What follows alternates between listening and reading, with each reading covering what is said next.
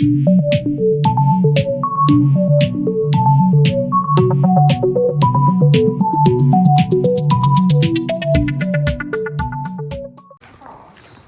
is a cross pivot from semi-closed, and then the doodly-doo. So we're in semi-closed position. It's a cross pivot, slow, quick, keep turning, rock, recover, side, cross. He's crossing in front, she's crossing in back. And that's your natural hover cross. The guy is facing diagonal line of dance and center. Mostly, no, not to the center. He wants to be diagonal line of dance, mostly line, but a little bit to the center. So then we can do a telemark, we can do a diamond turn, we can do reverse turns, we can do reverse waves, all those little left turning figures, okay? So let's try this. So step through together.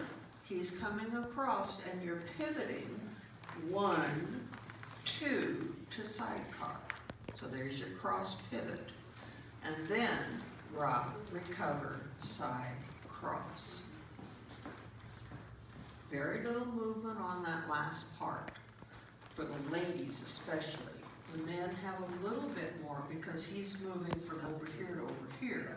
But the ladies are kind of like being the little post that he's working around. So she's doing doodly doodly doodly doo. It's a recover step. It's a rock and recover. So it's rock, recover, side, cross. Okay. So it's not just a step close. It's rock, recover, side, cross. You want to stay close to your partner on that. And you're going from sidecar to banjo. 1, 2, 3, 4. Start with a natural telemark, which means she's going to step back with her left foot and do a right face turning heel turn. Okay? So a natural telemark is a movement in phase 5. So it goes from banjo or closed to sidecar. It's a 3/4 turn, just like a normal telemark is. If we do a telemark to semi, telemark to banjo, they're a 3/4 turn. So is a natural telemark.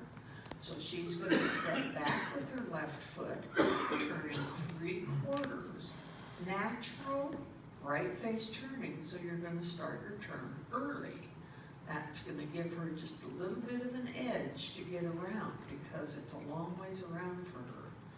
So natural telemark, 1, 2, 3. So we end up going our 3/4 of the way around.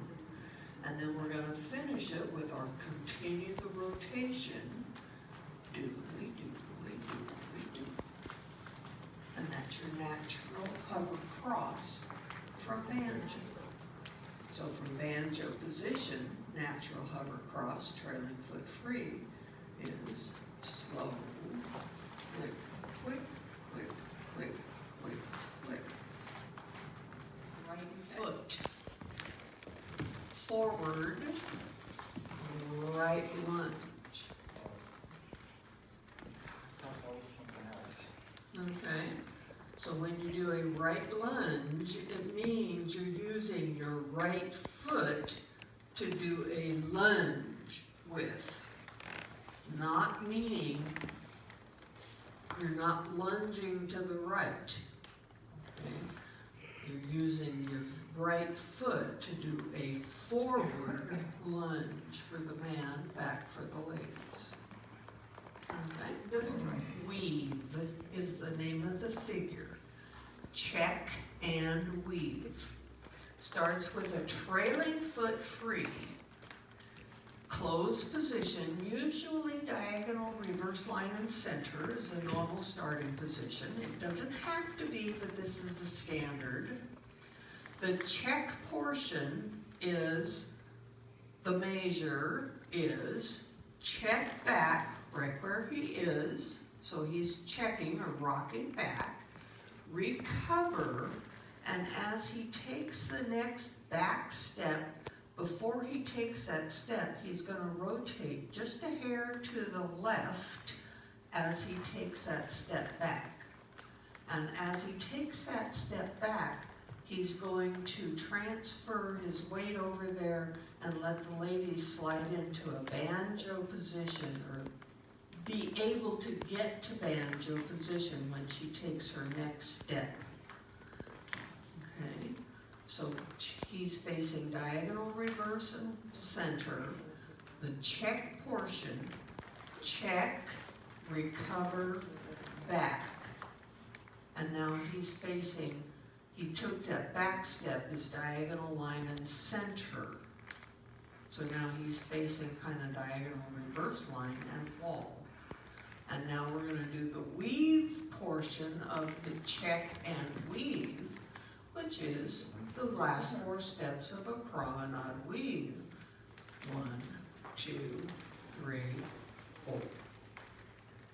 And we end up banjo, diagonal line and wall. So check and weave, 1 slow, 6 quicks. Okay, man's facing reverse line, diagonal center, tread and foot free, check and weave, slow, quick, quick, quick, quick, quick, quick. Okay, he recovers. And now when he steps back, he's stepping side and back, rotating a little bit, which is gonna turn the ladies over here so I can step outside, weave ending. Okay, let's try weave. You're in closed position, slow, quick, quick.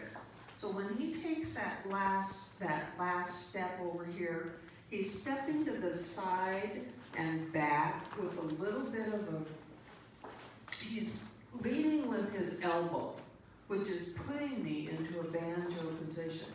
Now, if he did just back, recover, back, I'm having a hard time getting into banjo from here because he's blocking me. I can't get banjo from here. But if he leads with his elbow, 1, 2, 3, that puts me over here as he steps back, banjo, 1, 2, 3, 4. So that turns me into that banjo position. But if he blocks me, I have no way to get to banjo. So it's up to the man to get that elbow out there and turn his body so that the ladies can get to banjo position. Because if he blocks her, she can't get there. So it's 1, 2, 3. 1, 2, 3, 4. A back whisk. The men are stepping back into a whisk line.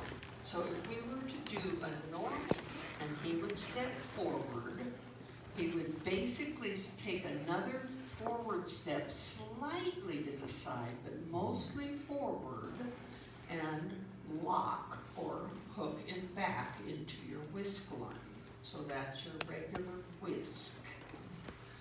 Now, in a back whisk, he is stepping back to get into it. So she's stepping forward. Now he's going to step back and side because the ladies have to get turned around, and that's her lead, is him taking that little bit of a side action. And then we both are going to bring our foot around and hook and back to get into our whisk line. So your back whisk means the man is backing into the whisk, usually. I know there's one tango that we're in semi-closed and we do a back whisk, so we're both backing into the whisk. But that's really uncommon. Usually you're banjo position to do a back whisk. Normally it's the man backing up and the lady's turning into the whisk line. So your back whisk starts with the lead foot, which you start usually in banjo position. Okay, now we do a side to a promenade sway. We take our side step, and our promenade sway is semi-closed position, but a little bit more exaggerated, looking kind of around the hands. We're still in closed position here, but our heads are turned to a promenade or a semi-closed position. We haven't opened our bodies away at all. So our bodies are still in closed position. Now, when we go into an over sway line, we're gonna change. Right now, I have a left side stretch, and Paul has a right side stretch. When we change a sway or change to an over sway, we're gonna change our stretch. We're gonna maintain being in closed position, but we're changing, so now I have right side stretch, and he has left side stretch, and we're looking the opposite direction. So we're going from promenade the other direction, and that's your over sway line. Okay? Oh. Knee gives out after a while. Okay. Now, change of sway can go any direction. Change of sway can go from promenade to oversway, or it can go from oversway to promenade, or it can go from right lunge to promenade. So a change of sway just means that you're going to change from whatever sway line you're in to a different one. It doesn't mean necessarily that you always have to go to an oversway out of, for a change of sway. So if we are already in an oversway line, so if we're here, and they want us to do a change of sway from here, then that means we're going to rise up just a little bit and turn to a promenade sway. From here, change of sway, change our stretch, change our sway. So a change of sway can take you either direction. We can be in a right lunge, change to a promenade sway. So if you can change your sway all different directions, okay? So let's